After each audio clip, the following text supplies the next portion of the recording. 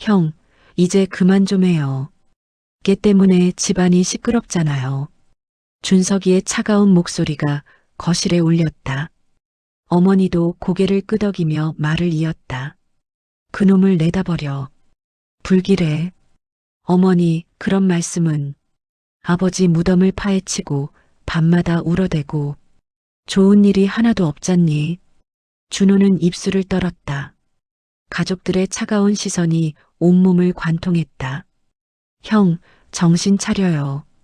걔가 뭘 안다는 거예요? 그냥 늙어서 치매 걸린 거 아니에요? 치매는 아니야. MRI까지. 그럼 정신병이죠. 동물도 정신병 걸리면 안락사시키는 게 맞아요. 그 순간 준호의 눈에서 눈물이 흘러내렸다. 38년을 살면서 가족 앞에서 우는 건 처음이었다. 형, 도망가지 말고 현실을 받아들여요. 준석이의 마지막 말이 비수처럼 꽂혔다. 준호는 더 이상 견딜 수 없어 밖으로 나갔다. 하지만 그들은 몰랐다. 루이가 지키고 있던 진실을, 그 작은 생명이 얼마나 큰 비밀을 품고 있었는지를. 이야기를 시작하기 전에 구독과 좋아요를 부탁드립니다. 구독과 좋아요는 영상 제작에 많은 도움과 힘이 됩니다. 안녕하세요.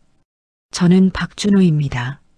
38배 나이에 강원도 산골에서 작은 동물병원을 운영하고 있어요. 아버지께서 돌아가신 지 정확히 1년이 흘렀습니다. 오늘은 기일이에요.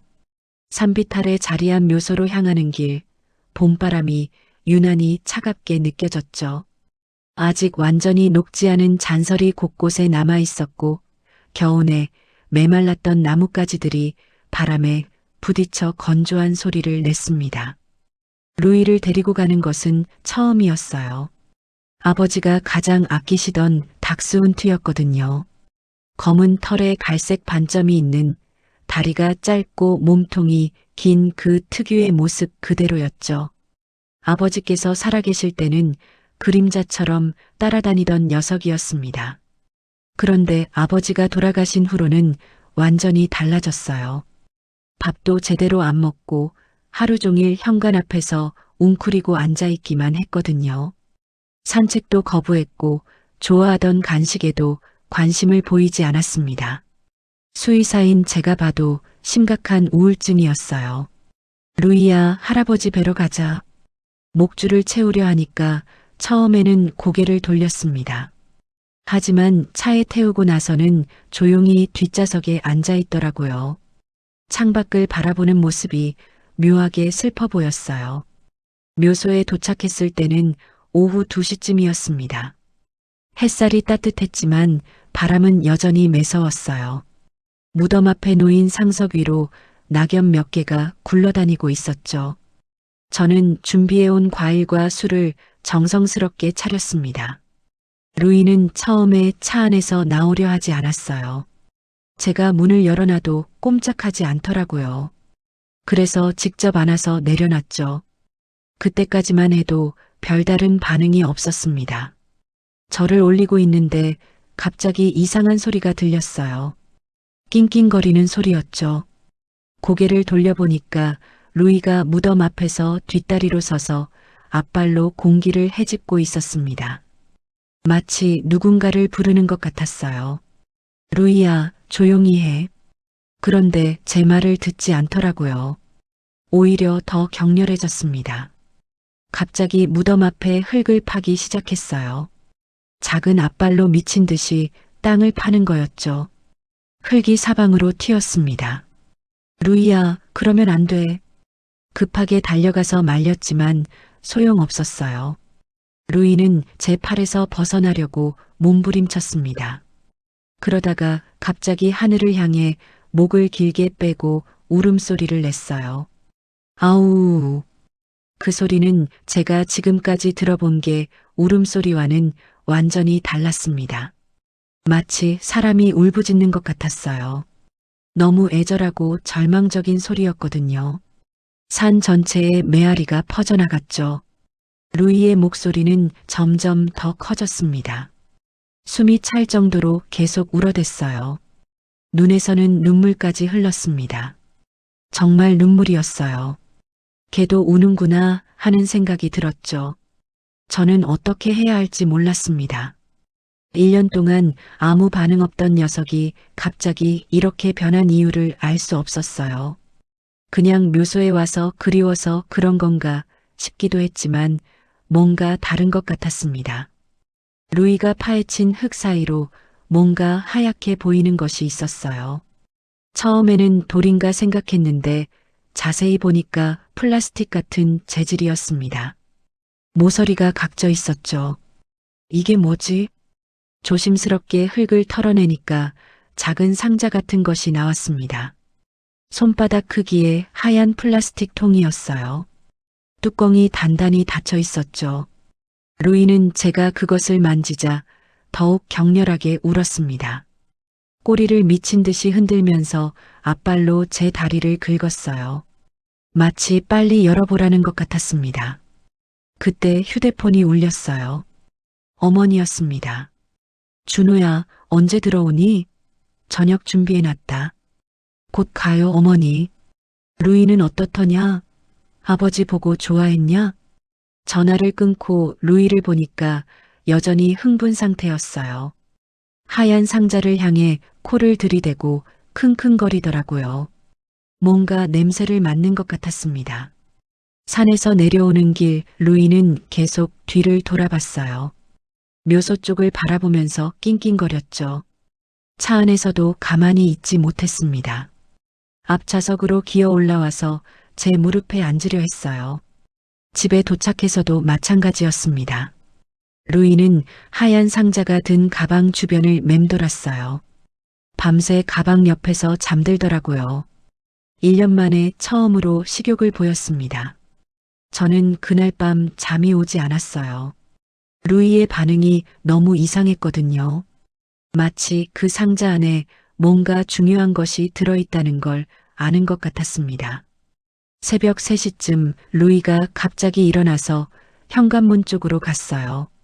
꼬리를 세우고 귀를 쫑긋 세운 채로 뭔가를 경계하는 모습이었죠. 그러다가 다시 가방 쪽으로 와서 킁킁거렸습니다. 걔는 진실을 기억한다는 말이 있잖아요. 그때 그 말이 떠올랐습니다. 루이가 아는 뭔가가 있는 것 같았어요. 아버지와 관련된 제가 모르는 어떤 비밀 말이에요. 집 앞마당에 차를 세우자마자 현관문이 열렸습니다. 어머니 이정아 씨가 나와 계셨어요. 65의 나이에도 꼿꼿한 자세를 유지하시는 분이었죠. 회색 한복을 단정히 차려입으신 모습이 평소와 다름없어 보였지만 표정이 심상치 않았습니다. 루이를 안고 내리는 제 모습을 보시더니 입술을 꾹 다무셨어요. 눈빛이 차가웠습니다. 뭔가 잘못됐다는 걸 직감했죠. 준호야. 어머니의 목소리에는 평소보다 더 날카로운 기운이 서려 있었습니다. 제가 어렸을 때 큰 실수를 했을 때 들었던 그런 톤이었어요. 네, 어머니. 들어와라. 이야기할 게 있다. 루이를 마당에 내려놓으려 했는데 녀석이 제 팔에서 내려오려 하지 않더라고요. 마치 무서운 일이 생길 것을 예감하는 것 같았습니다. 어머니를 바라보는 루이의 눈빛이 경계심으로 가득했어요. 거실로 들어서자마자 어머니가 돌아서셨습니다. 팔짱을 끼고 저를 내려다보시는 모습이 위압적이었어요. 어머니는 키가 크신 편이 아니었지만 화가 나셨을 때의 아우라는 정말 무서웠거든요. 산소에서 무슨 짓을 한 거냐? 무슨 말씀이세요? 김신의 할머니가 전화했다. 내가 걔를 데리고 가서 무덤을 파헤치게 놔뒀다면서? 아, 그런 일이었구나 싶었습니다. 산소 근처에 살고 계신 김신의 할머니는 동네 소식통이셨거든요. 아마 루이가 흙을 파는 모습을 보셨나 봐요. 루이가 갑자기 그러더라고요. 말려도 안 들어서. 말려도 안 들어? 그럼 끌고 와야지. 어머니의 목소리가 높아졌습니다. 평소에는 절대 큰 소리를 내지 않으시는 분이었는데 말이에요. 그만큼 화가 많이 나셨다는 뜻이었죠. 내 아버지 무덤을 개가 파헤치게 놔두다니. 체면이 뭐가 되니? 어머니에게 체면은 정말 중요한 문제였습니다. 이 동네에서 오래 사셨고 아버지가 돌아가시기 전까지는 꽤 영향력 있는 집안이었거든요. 동네 사람들 시선을 무엇보다 신경 쓰셨어요. 죄송합니다. 그런데 어머니, 루이 행동이 이상해요. 1년 동안 아무 반응 없다가 갑자기 저런 식으로 반응한다는 건 제가 말을 꺼내자 어머니의 눈썹이 치켜 올라갔습니다. 뭔가 더 화가 나신 것 같았어요. 그래서 수의사로서 봤을 때 저건 단순한 행동이 아니에요. 루이가 뭔가 알고 있는 것 같아요. 어머니는 한숨을 길게 내쉬셨습니다. 그러더니 소파에 앉으시면서 제스처로 저도 앉으라고 하셨어요. 하지만 표정은 여전히 차가웠죠. 준호야, 너는 동물만 보고 살아서 세상 물정을 모르는구나. 어머니 말씀이. 걔가 뭘 안다는 거냐? 그냥 냄새 맡고 본능대로 행동하는 짐승인데. 루이는 제 발치에 앉아서 어머니를 바라보고 있었습니다. 평소에는 어머니를 무서워해서 멀리 떨어져 있었는데 오늘은 묘하게 용감해진 것 같았어요. 꼬리를 세우고 귀를 쫑긋 세운 채로 경계하는 모습이었죠. 하지만 분명히 뭔가 있어요. 루이가 파낸 곳에서 뭐가 나왔는데 어머니의 반응이 예상보다 빨랐습니다. 마치 뭔가 나올 줄 알고 계셨던 것 같았어요. 그 순간 이상하다는 생각이 들었죠. 작은 상자요. 플라스틱으로 된. 어머니의 얼굴이 순간 굳었습니다. 눈빛이 더욱 차가워졌어요. 뭔가 아시는 게 있다는 확신이 들었습니다. 어디 있냐? 가방에. 가져와라. 어머니의 명령조 말투에 저는 얼른 가방을 가져왔습니다. 하얀 플라스틱 상자를 꺼내서 테이블 위에 놓자 루이가 갑자기 일어서더라고요. 꼬리를 흔들면서 상자 주위를 맴돌기 시작했어요. 어머니는 상자를 한참 바라보셨습니다. 표정을 읽기가 어려웠어요.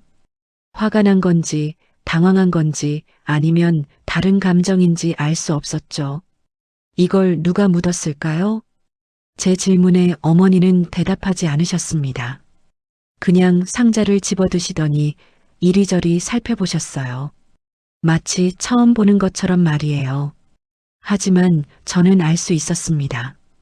어머니가 뭔가 숨기고 계시다는 걸요. 어머니, 열어봐요. 안 된다. 단호한 거절이었습니다. 어머니는 상자를 제게서 멀리 떨어뜨리시더니 품에 안으셨어요. 죽은 자는 말이 없고 개도 미쳤다. 그냥 그런 줄 알아라. 하지만은 무슨 이런 걸로 동네에 소문나면 어쩌려고? 어머니의 목소리에 약간의 떨림이 섞여 있었습니다. 평소의 당당한 모습과는 달랐어요. 뭔가 두려워하시는 것 같았죠. 루이는 어머니가 상자를 가져가자 더욱 흥분했습니다. 어머니 주위를 돌면서 낑낑거렸어요. 마치 돌려달라고 애원하는 것 같았죠. 루이도 저러잖아요. 분명히 뭔가 중요한 거예요. 걔가 뭘 알겠니? 그냥 이상한 냄새가 나니까 관심 보이는 거지. 그렇게 말씀하시면서도 어머니는 상자를 꽉 쥐고 계셨습니다. 손등에 핏줄이 붉어질 정도로 힘을 주고 계셨어요. 저녁을 먹는 동안 분위기가 무거웠습니다. 어머니는 평소처럼 이런저런 이야기를 하려고 노력하셨지만 어색함이 느껴졌어요. 상자는 어머니 방으로 가져가셨고 루이는 계속 그쪽을 바라보고 있었죠. 준호야, 네 어머니. 앞으로는 루이를 산소에 데리고 가지 마라. 왜요? 왜긴 뭐가 왜야. 걔가 무덤 파는 꼴 보기 싫으니까. 어머니의 대답은 명확했지만 뭔가 다른 이유가 있는 것 같았습니다. 목소리에 긴장감이 섞여 있었거든요. 그날 밤 제 방에서 책을 읽고 있는데 루이가 계속 문 앞에서 웅크리고 있었어요. 어머니 방 쪽을 바라보면서 가끔 낑낑거렸죠. 새벽 2시쯤에는 갑자기 일어나서 현관문 쪽으로 가더라고요. 무슨 일인가 싶어서 따라가 보니까 루이가 신발장 앞에서 킁킁거리고 있었습니다. 마치 누군가가 다녀간 흔적을 찾는 것 같았어요. 그런데 신발들은 모두 제자리에 있었죠. 이상한 일이 계속 일어나고 있었습니다. 루이의 행동, 어머니의 반응, 그리고 그 플라스틱 상자. 모든 게 연결되어 있는 것 같았지만 실체를 알 수 없었어요. 아버지가 돌아가시기 전에 무슨 일이 있었던 걸까요? 그리고 어머니는 왜 그렇게 상자를 감추려고 하시는 걸까요? 루이만이 알고 있는 진실이 분명히 있었습니다. 하지만 그 진실이 무엇인지, 그리고 그것이 우리 가족에게 어떤 의미인지는 여전히 미스터리였어요. 그날 밤 저는 오랫동안 잠들 수 없었습니다. 뭔가 중요한 일이 시작되고 있다는 예감이 들었거든요. 그리고 그 일은 단순하지 않을 거라는 불안감도 함께요. 기일이 지나고 사흘이 흘렸지만 루이의 상태는 더욱 심각해졌습니다. 아침부터 저녁까지 산 쪽을 바라보며 지저댔어요. 목이 쉴 정도로 계속 울부짖었죠. 밥그릇에는 손도 대지 않았고 물조차 거의 마시지 않았습니다. 동물병원에서 진료를 받은 지 일주일이 지났는데도 호전되지 않았어요. 혈액 검사, 엑스레이, 심지어 MRI까지 찍어봤지만 신체적으로는 전혀 이상이 없었습니다. 모든 수치가 정상이었죠. 참 이상하네요. 동료 수의사 김민호 원장님이 검사 결과를 보며 고개를 갸우뚱했습니다. 민호 씨는 제보다 2살 많은 선배였고 서울에서 대형 동물병원을 운영하고 계셨어요. 제가 해결하지 못하는 어려운 케이스가 있을 때마다 도움을 청하곤 했죠. 몸은 멀쩡한데 행동만 이상하다는 거죠? 네. 특정 방향만 계속 바라보고 짖어요. 산 쪽으로요. 음식은 거의 안 먹어요. 억지로 먹여도 토해버리고. 민호 씨는 루이를 다시 한번 자세히 관찰했습니다. 루이는 진료대 위에서도 창밖을 바라보며 낑낑거리고 있었어요. 간혹 길게 울음소리를 냈죠. 정신적 충격이에요. 아마 주인 어르신이 돌아가신 걸 아직 받아들이지 못하는 것 같은데. 그런데 왜 하필 이번에요? 1년이나 지났는데. 동물도 사람처럼 지연된 반응을 보일 수 있어요. 특별한 계기가 있었을 거예요.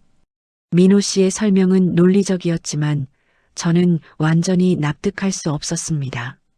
루이의 눈빛이 단순한 그리움과는 달랐거든요. 뭔가 절실하게 전하고 싶어하는 메시지가 있는 것 같았어요. 혹시 그날 무덤에서 특별한 일이 있었나요? 플라스틱 상자를 파냈어요. 루이가 직접. 상자요? 민호 씨의 표정이 갑자기 진지해졌습니다. 수의학적 관심보다는 다른 종류의 호기심이었어요. 어떤 상자인데요? 작은 밀폐용기 같은 거였어요. 루이가 그걸 보고 더욱 흥분했죠. 혹시 열어보셨어요? 어머니가 가져가셨어요. 열어보지 못하게 하시고. 민호 씨는 턱을 만지며 생각에 잠겼습니다.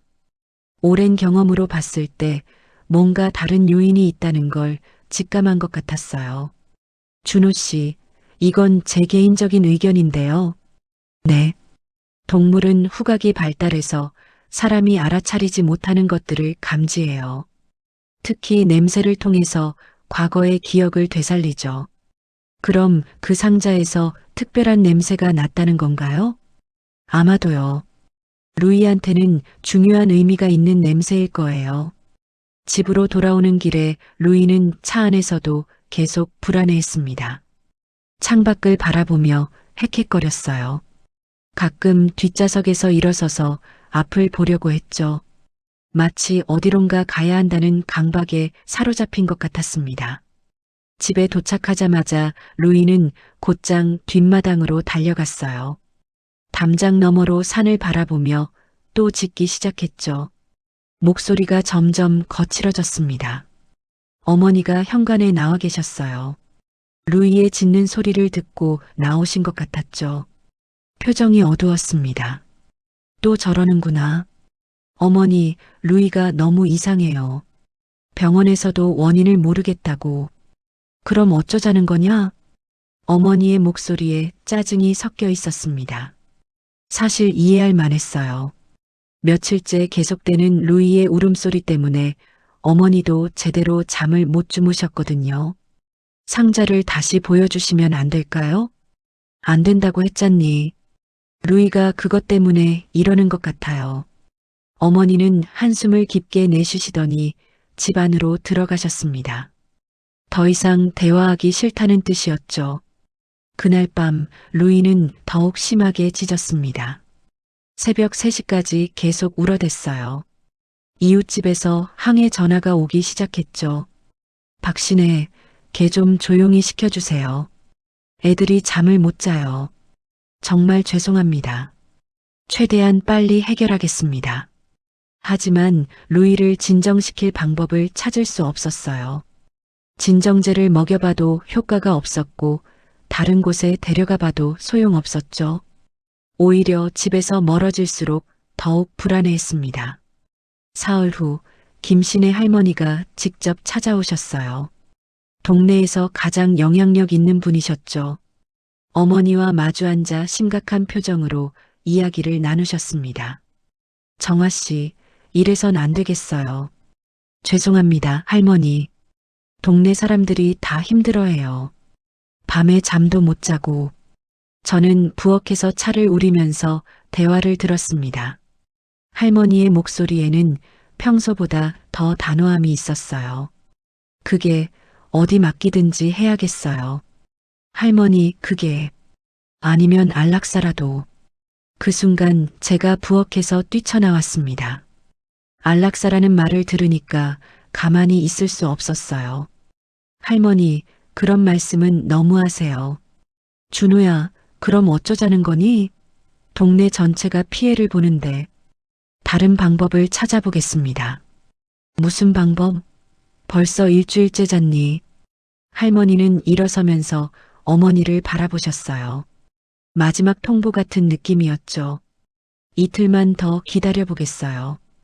그 후에도 계속 그러면 조치를 취하세요. 할머니가 가신 후 어머니는 한참 동안 말씀이 없으셨습니다. 그러시더니 갑자기 일어나서 제 손을 잡으셨어요. 준호야, 정말 다른 방법이 없겠니? 상자만 보여주시면. 그건 안 돼.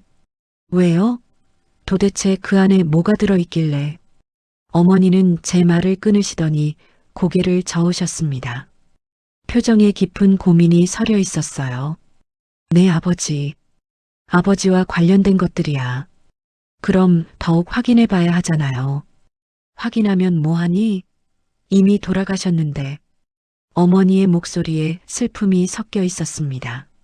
하지만 동시에 뭔가 숨기고 계신다는 확신도 들었어요. 그날 밤 저는 중요한 결정을 내렸습니다. 어머니 몰래 상자를 찾아서 열어보기로 한 거예요. 루이가 이렇게까지 반응하는 이유를 알아야 했거든요. 새벽 2시쯤 어머니 방 앞에서 한참을 서성였습니다. 안에서 코 고는 소리가 들렸어요. 조심스럽게 문을 열고 들어갔죠. 어머니 방 서랍장 맨 위 칸에 상자가 있었습니다. 손전등을 켜고 조심스럽게 꺼냈어요. 하얀 플라스틱 밀폐용기였죠. 생각보다 무거웠습니다. 거실로 나와서 상자를 열었습니다. 안에는 작은 봉투 하나와 편지가 들어 있었어요. 편지는 아버지 필체였습니다. 준호에게. 편지를 펼치는 순간 루이가 갑자기 제 옆에 나타났어요. 꼬리를 살랑살랑 흔들면서 편지를 바라보고 있었죠. 처음으로 평온해 보이는 표정이었습니다. 편지에는 제가 상상하지 못했던 내용이 적혀 있었어요. 아버지의 마지막 비밀이었죠. 그리고 그 비밀은 우리 가족의 모든 것을 바꿀 만한 것이었습니다. 그 순간 저는 깨달았습니다. 루이가 전하고 싶었던 메시지가 무엇인지를, 그리고 어머니가 왜 그토록 감추려 했는지도요. 하지만 알아버린 진실 앞에서 저는 더욱 혼란스러워졌습니다.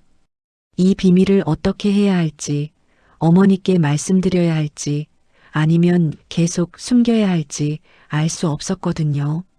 루이만이 홀로 모든 걸 기억하고 있었던 거였어요. 그리고 마침내 그 기억을 저에게 전해준 것이었죠. 편지를 읽고 나서 며칠이 지났지만 저는 여전히 혼란스러웠습니다. 아버지가 남긴 내용이 너무나 충격적이었거든요. 루이는 편지를 본 이후로 조금 진정되는 듯 했지만 여전히 하루에 몇 번씩은 산 쪽을 바라보며 울었어요. 그날 오후 동생 준석이 서울에서 내려왔습니다. 35인 준석이는 대기업에서 일하는 엘리트였어요. 평소에도 바빠서 자주 집에 오지 못했는데 이번에는 어머니가 급하게 부르셨나 봐요. 준석이가 현관문을 열고 들어오자마자 루이가 짖기 시작했습니다. 평소보다 더 격렬했어요. 마치 뭔가 위험한 일이 닥칠 거라는 걸 예감하는 것 같았죠. 어머니, 저게 뭐예요? 준석이의 첫마디였습니다. 정장 차림의 그가 루이를 바라보는 눈빛이 차갑더라고요. 평소에도 동물을 별로 좋아하지 않았지만 오늘은 특히 불쾌해 보였습니다. 준석아, 왔구나. 좀 앉아라. 어머니는 준석이를 거실로 안내하셨어요. 저도 함께 앉았죠. 분위기가 심상치 않았습니다. 형, 전화로 들었는데 루이 때문에 동네가 난리라면서요? 준석이가 저를 바라보며 말했습니다. 목소리에 비난의 기색이 섞여 있었어요. 좀 특이한 상황이긴 한데. 특이한 상황? 걔가 미쳤다는 거잖아요. 그렇게 말하면 안 되지. 그럼 뭐라고 해요? 며칠째 동네를 시끄럽게 만들고 있는데. 준석이의 말투가 점점 날카로워졌습니다. 평소에도 직설적인 성격이었지만 오늘은 유난히 공격적이었어요. 아버지가 그렇게 아끼던 개인데. 아버지는 돌아가셨어요, 형. 언제까지 과거에 매달릴 거예요? 그 말을 듣는 순간 가슴이 찔렸습니다. 준석이는 아버지가 돌아가신 후로 철저히 현실적으로 변했거든요. 감상에 젖는 걸 매우 싫어했죠. 어머니가 차를 가져다 주시면서 말씀하셨습니다. 준석이 말이 맞다. 이제 정말 결정해야겠어. 어머니까지. 형, 이제 그만 좀 해요. 걔 때문에 집안이 시끄럽잖아요. 준석이의 목소리가 높아졌습니다. 평소에 감정을 잘 드러내지 않는 사람이었는데 오늘은 확실히 화가 난 것 같았어요. 회사에서 휴가까지 내고 내려온 건데 밤새게 짖는 소리 들으려고 온 건 아니거든요. 그렇다고 루이를 어떻게 하자는 거야? 간단하죠. 안락사 시키든지 아니면 다른 곳에 맡기든지. 순간 머리에 피가 거꾸로 솟는 느낌이었습니다. 동생이 이렇게까지 냉정할 줄은 몰랐거든요. 준석아, 그런 말 함부로 하는 게 아니야. 함부로요? 형이 수의사면서 걔 하나 제대로 못 다루는 게 더 이상하죠. 어머니가 준석이 편을 드셨습니다. 준석이 말이 옳다. 그놈을 내다버려. 불길해. 어머니, 불길하다는 게 무슨. 아버지 무덤을 파헤치고 밤마다 울어대고 좋은 일이 하나도 없잖니. 어머니의 목소리에 짜증이 가득했습니다. 평소에는 절대 이런 말씀을 하지 않으셨는데 정말 한계에 다다른 것 같았어요. 그런데 루이가 뭔가 알고 있는 것 같아요. 아버지와 관련된. 또 시작이네. 준석이가 한숨을 쉬며 말했습니다. 형, 정신 차려요. 걔가 뭘 안다는 거예요? 그냥 늙어서 치매 걸린 거 아니에요? 치매는 아니야.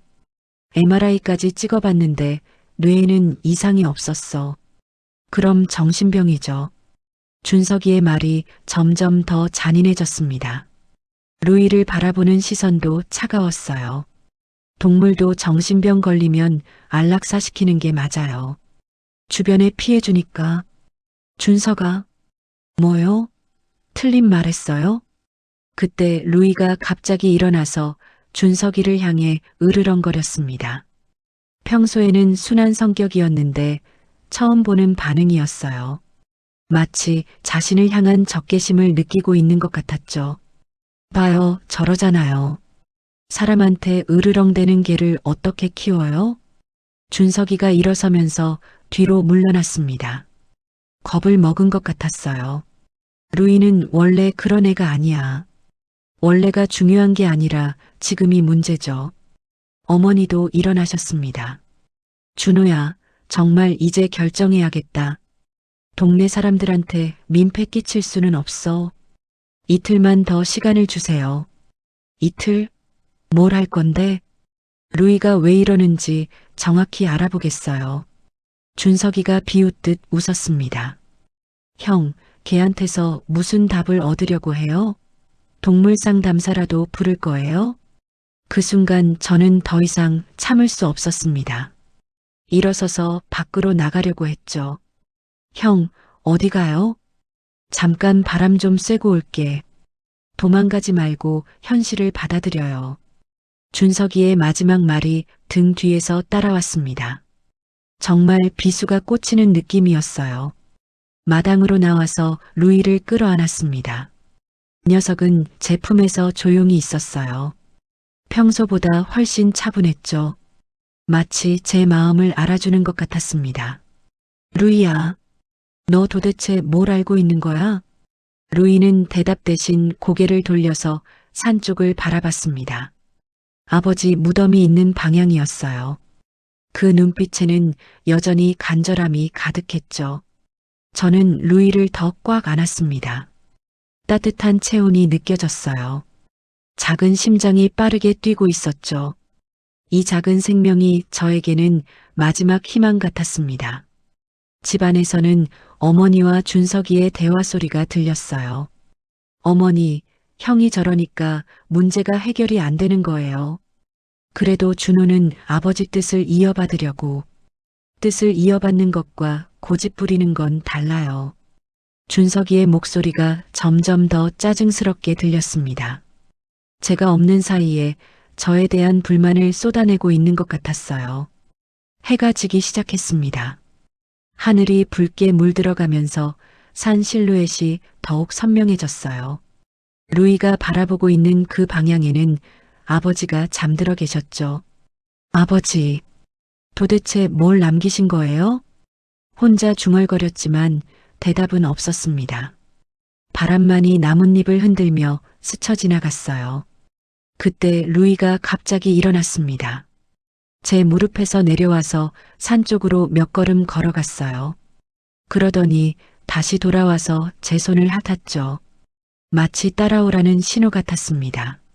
루이야, 지금은 안 돼. 하지만 루이는 포기하지 않았어요. 계속 산 쪽을 가리키며 낑낑거렸죠. 그 모습이 너무나 애절해 보였습니다. 집안에서 준석이의 목소리가 더 커졌습니다.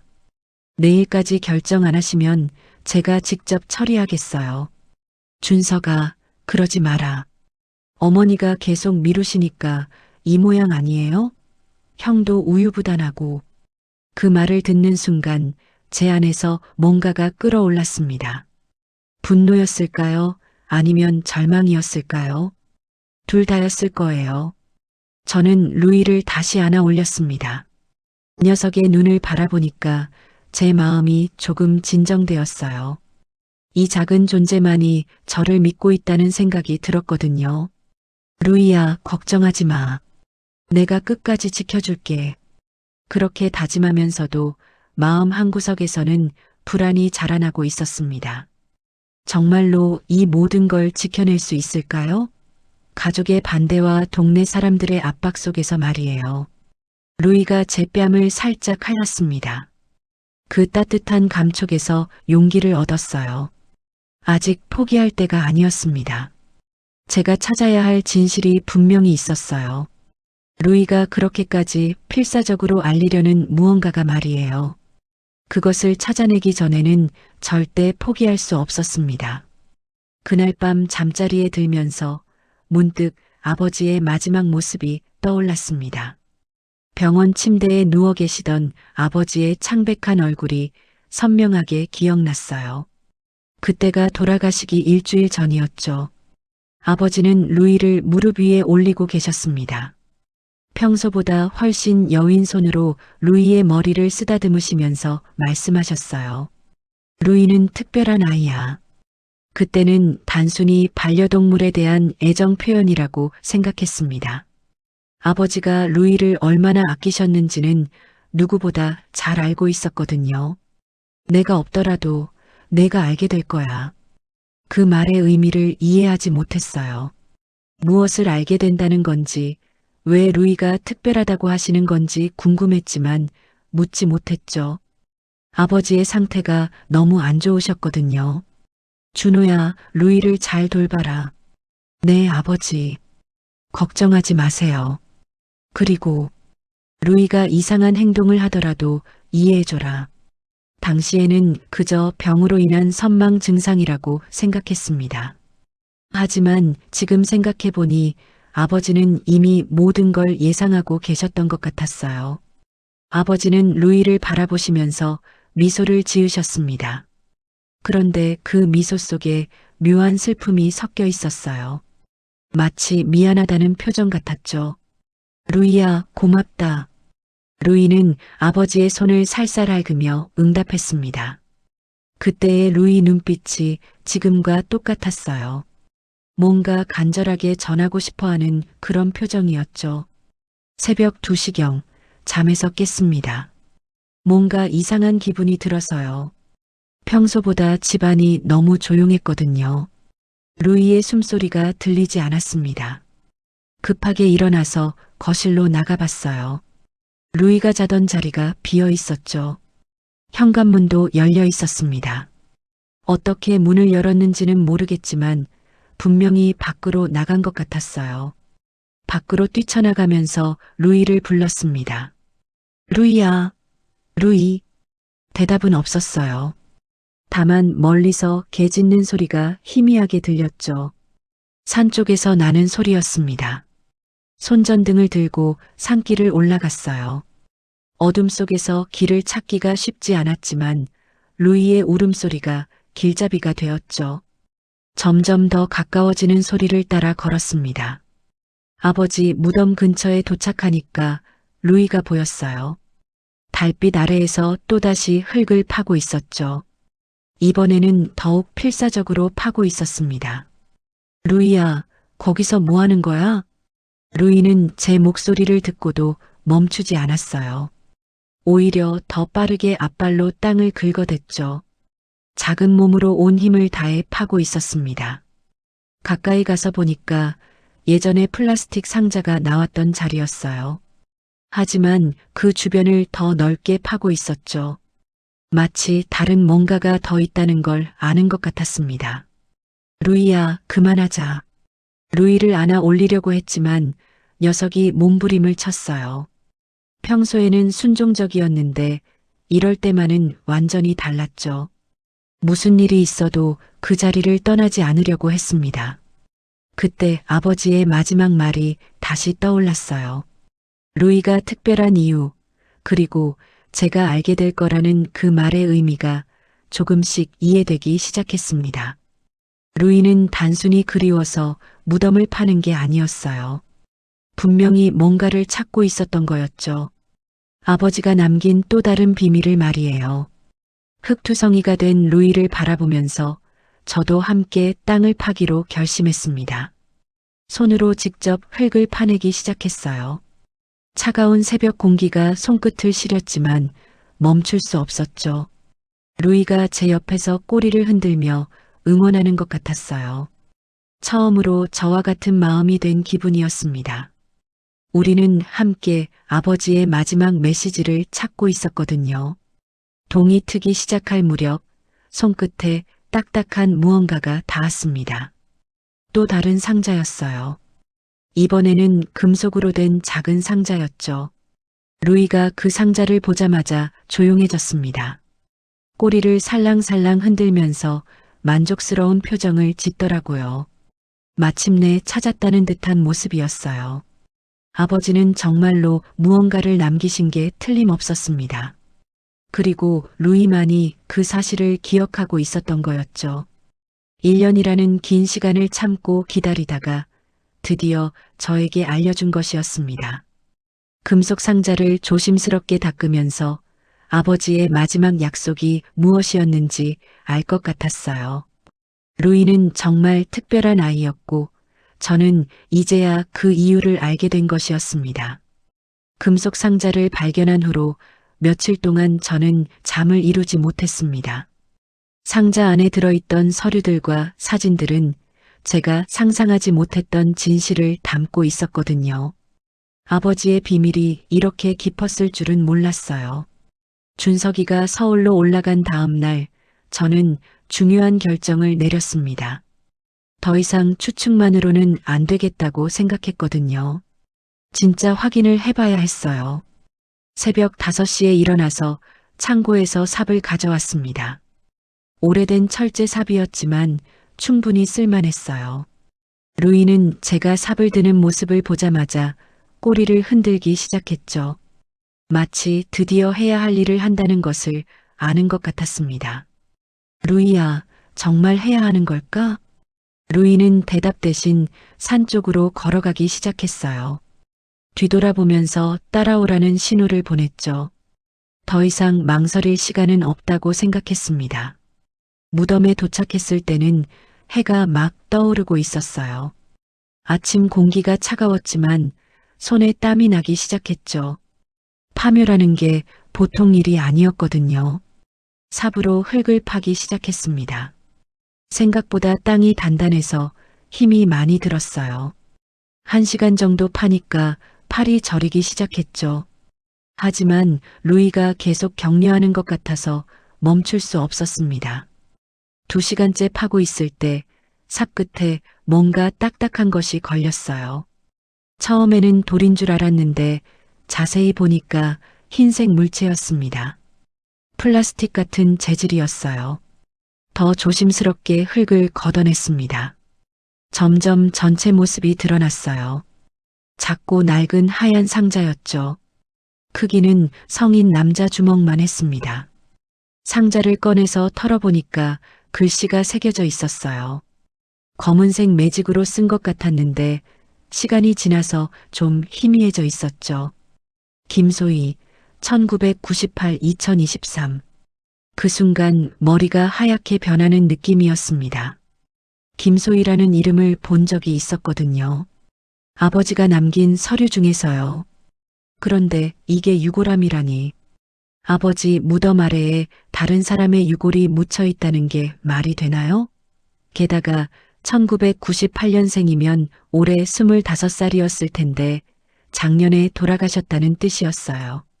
루이가 제 옆에서 낑낑거리며 상자를 바라보고 있었습니다. 이제야 모든 게 이해됐어요. 루이가 그렇게까지 필사적으로 파려고 했던 이유를 말이에요. 손이 떨렸습니다. 이런 걸 발견했을 때 어떻게 해야 하는지 몰랐거든요. 혼자 결정할 수 있는 문제가 아니었어요. 일단 집으로 돌아와서 어머니께 말씀드려야겠다고 생각했습니다. 하얀 상자를 조심스럽게 들고 산을 내려왔어요. 루이는 그동안 내내 제 곁에서 떨어지지 않았죠. 집에 도착했을 때 어머니는 아침을 준비하고 계셨습니다. 평소와 다름없는 모습이었어요. 하지만 제가 들고 온 상자를 보시자마자 표정이 굳어졌습니다. 준호야, 그게 뭐니? 어머니, 이거. 아버지 무덤 아래에서 나왔어요. 어머니의 얼굴이 순간 창백해졌습니다. 손에 들고 있던 국자를 떨어뜨리셨어요. 바닥에 떨어진 국자 소리가 유난히 크게 들렸죠. 뭐라고? 김소희라는 분의 유골인 것 같아요. 어머니는 몇 발 뒤로 물러나셨습니다. 벽에 등을 기대고 서시더니 가쁜 숨을 쉬기 시작했어요. 완전히 패닉 상태였죠.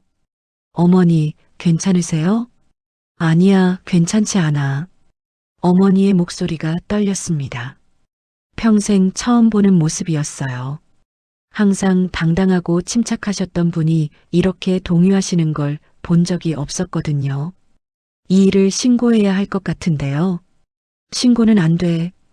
어머니의 반응이 너무 격렬했습니다.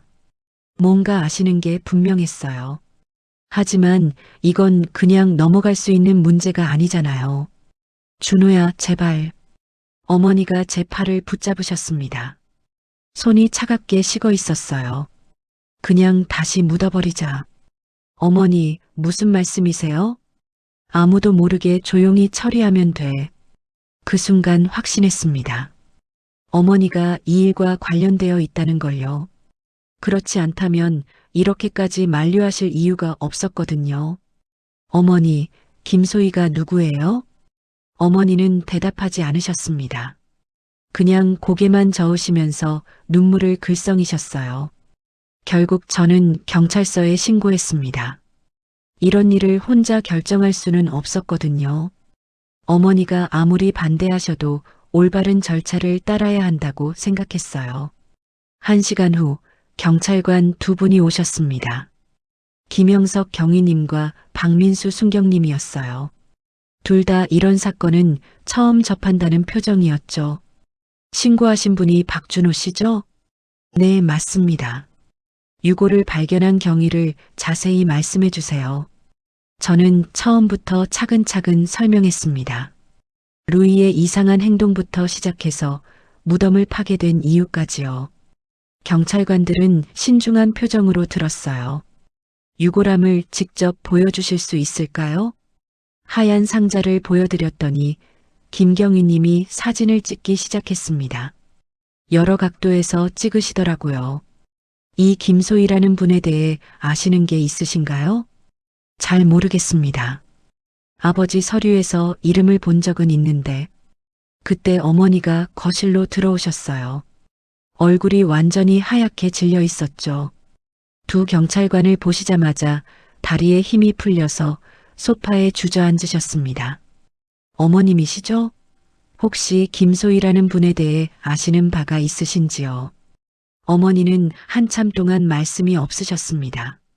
그러시더니 갑자기 울음을 터뜨렸어요. 죄송합니다. 정말 죄송합니다. 그 순간 저는 깨달았습니다. 이 모든 일이 단순한 우연이 아니었다는 걸요. 어머니와 아버지, 그리고 김소희라는 분 사이에 뭔가 복잡한 사연이 있었던 거였어요. 루이가 그 모든 진실을 알고 있었던 거였죠. 그래서 그렇게까지 필사적으로 알리려고 했던 것이었고요. 김경희 님이 어머니께 다가가셨습니다. 어머님, 침착하시고 아시는 바를 말씀해 주세요. 소희는 어머니의 고백이 시작됐습니다. 그리고 그 고백은 저희 가족의 모든 비밀을 드러내게 될 것이었어요. 루이는 제 발치에 조용히 앉아서 모든 걸 지켜보고 있었습니다. 마침내 숨겨진 진실이 세상에 나오는 순간을 말이에요. 어머니의 오열이 거실을 가득 채웠습니다. 평생 처음 보는 모습이었어요. 항상 단정하고 위험 있으셨던 분이 이렇게 무너지시는 걸 보니까 마음이 아팠죠. 김경희 님이 조심스럽게 다가가셨습니다. 어머님, 천천히 말씀해 주세요. 어머니는 한참 동안 흐느끼시다가 고개를 들었어요. 눈이 빨갛게 부어 있었죠.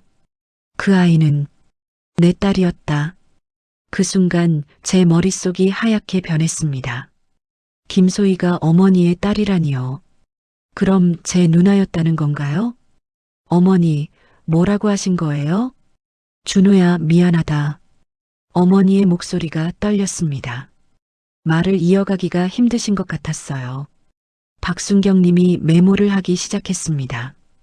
이런 증언은 중요한 기록이 될 테니까요. 언제 태어난 아이입니까? 1998년. 26년 전이야. 그때 제가 10살이었을 때였어요. 어머니가 어딘가에 다녀오신 기억이 있었는데 그때였구나 싶었죠. 아버님은 아셨나요? 처음에는 몰랐어. 하지만 소희가 서너 살 될 때쯤 알게 됐지. 어머니는 손으로 얼굴을 가리셨습니다. 그 시절을 떠올리는 게 고통스러우신 것 같았어요. 그때 내 아버진 화를 낼 줄 알았어. 당연히 이혼하자고 할 줄 알았지. 그런데 오히려 소희를 보러 가자고 하더라고. 저는 아버지의 그런 모습을 상상할 수 없었어요. 평소에 원칙이 엄격하셨던 분이었거든요. 아버지가 소희를 만나봤다는 거예요? 응. 몇 번이나 같이 갔어. 어머니의 목소리에 그때의 기억이 스며 있었습니다.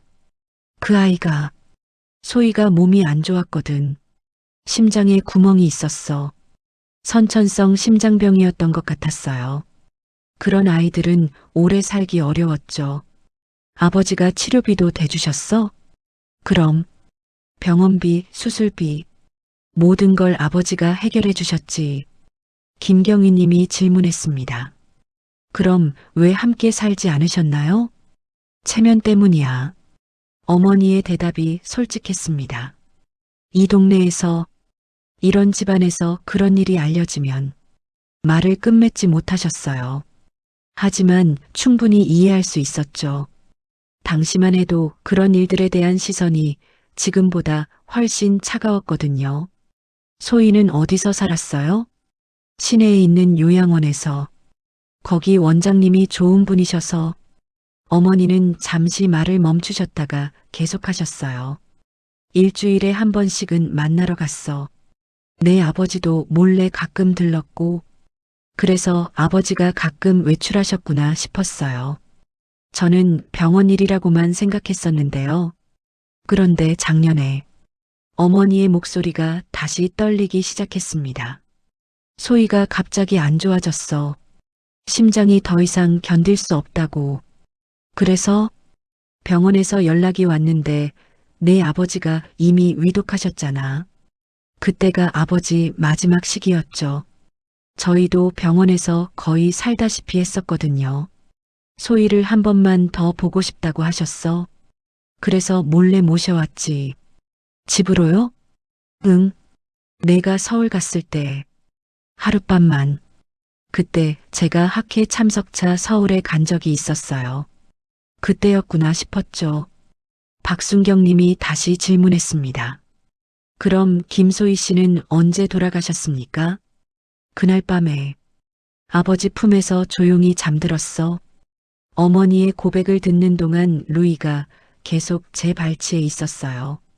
조용히 앉아서 어머니를 바라보고 있었죠. 마치 모든 걸 이해한다는 표정이었습니다. 아버지가 뭐라고 하셨어요? 그 아이가 세상을 떠나면 내 곁에 두라고.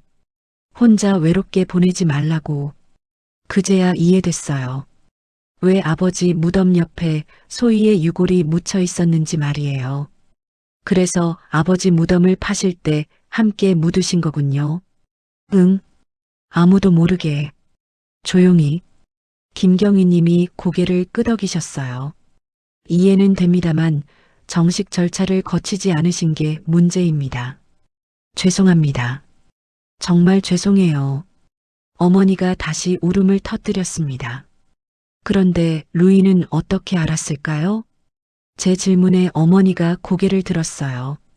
루이가 그날 밤 모든 걸 봤어. 본다는 게 소희를 만나는 것도 아버지랑 함께 있는 것도 그리고 마지막 순간도. 그래서 루이가 그렇게까지 반응했구나 싶었어요. 강아지는 죽음을 감지하는 능력이 있거든요. 루이가 소희를 많이 좋아했어. 그 아이도 루이를 무척 예뻐했고 어머니가 루이를 바라보시면서 미소를 지었어요. 슬픈 미소였지만요. 그래서 그렇게 계속 찾았던 거구나. 내 아버진 모든 걸 알고 있었어. 어머니의 목소리에 깊은 후회가 담겨 있었습니다. 소희 이야기, 내 잘못, 그리고 앞으로 어떻게 해야 할지까지 다 알고 계셨어. 그런데 왜 말씀 안 하셨어요? 난 그걸 감당할 용기가 없었을 뿐이야. 어머니의 고백이 끝나고 나서 거실이 조용해졌습니다. 모든 비밀이 드러난 후에 고요함이었어요. 김경희 님이 정리하기 시작했습니다. 일단 유골은 정식으로 안치해야 합니다. 그리고 관련 서류들을 정비해야 하고요. 처벌을 받아야 하나요? 제가 걱정스럽게 물었습니다. 고의성이 없었고 가족 간의 일이니까 아마 경미한 처분으로 끝날 것 같습니다. 다행이었어요. 어머니가 큰 처벌을 받으실까봐 걱정했거든요. 그런데 김소희 씨를 어떻게 안치하실 건지 결정하셔야 해요. 어머니가 저를 바라보셨습니다. 준호야, 내 생각은 어때? 아버지 말씀대로 하는 게 맞을 것 같아요. 함께 계시게. 고마워. 어머니가 제 손을 잡으셨어요. 따뜻했습니다. 경찰관들이 돌아가신 후 저희는 오랫동안 대화를 나눴어요. 그동안 숨겨왔던 이야기들, 아버지의 마지막 당부들, 그리고 앞으로 어떻게 살아가야 할지에 대해서요. 루이는 그날부터 완전히 달라졌습니다. 더 이상 산 쪽을 바라보며 짖지 않았어요. 마침내 자신의 임무를 완수한 것 같았죠. 진실이 밝혀진 후에야 깨달았습니다. 루이는 단순히 그리움 때문에 그런 행동을 한 게 아니었어요. 가족의 비밀을 지키고 동시에 진실을 알리고 싶어 했던 거였죠. 아버지가 마지막에 하신 말씀의 의미도 이제 이해할 수 있었어요. 루이는 정말 특별한 아이였고 저는 그를 통해 우리 가족의 진실을 알게 된 것이었습니다. 모든 절차가 끝나기까지 한 달이 걸렸습니다. 소희의 육골을 정식으로 안치하는 일부터 관련 서류 정리까지 생각보다 복잡한 과정이었어요. 하지만 어머니와 저는 끝까지 함께했죠. 아버지 묘 옆에 작은 봉분을 새로 만들었습니다. 석재상에서 조그만 비석도 주문했어요. 김소희의 묘라고 간단하게 새겼죠. 화려하지는 않았지만 정성이 담긴 비석이었습니다. 봉분을 완성한 날 어머니와 함께 소희에게 인사를 드렸어요. 어머니는 그날 처음으로 소희에 대한 이야기를 자세히 들려주셨어요. 정말 예쁜 아이였어. 어머니의 목소리에 그리움이 묻어 있었습니다. 웃음소리가 은방울 같았지. 아프면서도 항상 밝게 웃었거든. 그동안 혼자 감당해야 했던 그리움과 죄책감이 얼마나 컸을까 싶었어요. 루이는 새로운 무덤 앞에서 한참 냄새를 맡았습니다. 그러더니 두 무덤 사이에 자리를 잡고 앉더라고요. 마치 두 분을 모두 지키겠다는 의미 같았어요. 루이야, 고마웠어. 어머니가 루이를 품에 안으셨습니다.